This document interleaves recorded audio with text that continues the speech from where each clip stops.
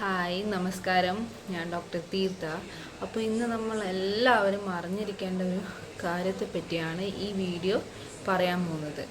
അപ്പോൾ അത് നമ്മൾക്ക് ആർക്കെങ്കിലും അല്ലെങ്കിൽ നമ്മളെ മറ്റുള്ള ചുറ്റുമുള്ള ആൾക്കാർക്കെങ്കിലും എന്തെങ്കിലും പറ്റിയാൽ നമുക്കത് എന്താണെന്ന് അറിയെങ്കിൽ നമുക്ക് അവർക്ക് പറഞ്ഞു കൊടുക്കാൻ പറ്റും. അതുകൊണ്ട് വളരെ സിമ്പിളായിട്ട് മനസ്സിലാക്കാവുന്ന രീതിയിൽ ഞാൻ നിങ്ങൾക്ക് പറഞ്ഞു തരാം.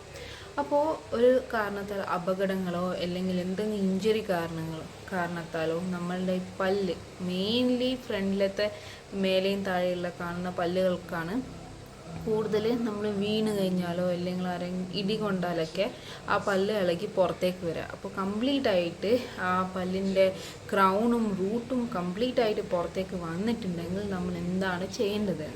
ഫസ്റ്റ് തന്നെ നമ്മൾ അത് ഒന്നും ടെൻഷൻ അടിക്കേണ്ട കാര്യമില്ല. നമുക്കത് കംപ്ലീറ്റ് ആയിട്ട് ആ ടൂത്ത് ഫുള്ളായിട്ട് കിട്ടിയിട്ടുണ്ടെങ്കിൽ നമ്മളിപ്പോൾ കാണുന്ന ആ ഒരു ഭാഗമില്ലേ, നമ്മൾ ചിരിക്കുമ്പോൾ എല്ലാം കാണുന്ന ഒരു ഭാഗം, ആ കാണുന്ന ഭാഗത്തിനാണ് ക്രൗൺ എന്ന് പറയുക. ആ ക്രൗൺ പോർഷൻ മാത്രം നമ്മൾ പിടിക്കുക.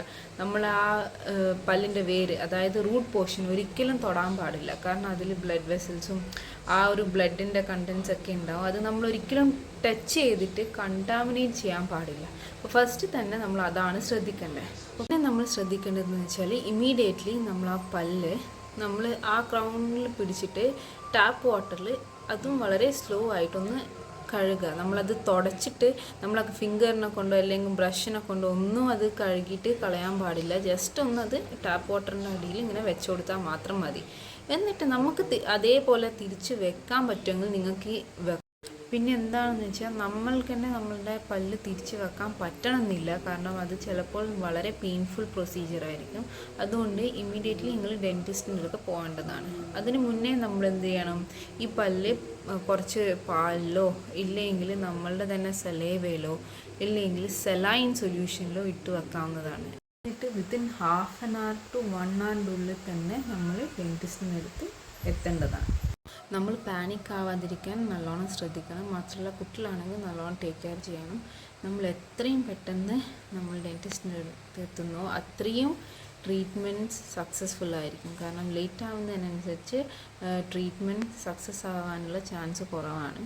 പിന്നെ നമ്മൾ എന്താ ശ്രദ്ധിക്കണമെന്ന് വെച്ചാൽ നമ്മൾ ടാപ്പ് വാട്ടറിൽ കഴുകുന്നുണ്ടെങ്കിൽ നമ്മൾ അധികം വിഗറസ് ആയിട്ട് റിൻസ് ചെയ്യാനോ അല്ലെങ്കിൽ കഴുകാനോ അല്ലെങ്കിൽ സ്ക്രബ് ചെയ്യാനൊന്നും പാടില്ല. റൂട്ട് പോർഷൻ നമ്മൾ സ്ലോലി ആ ടാപ്പ് വാട്ടർ മെല്ലനെ മാത്രം തുറന്നിട്ട് കഴുകുക. ഇല്ലെങ്കിൽ സെലൈൻ സൊല്യൂഷനിലും കഴുകാവുന്നതാണ്.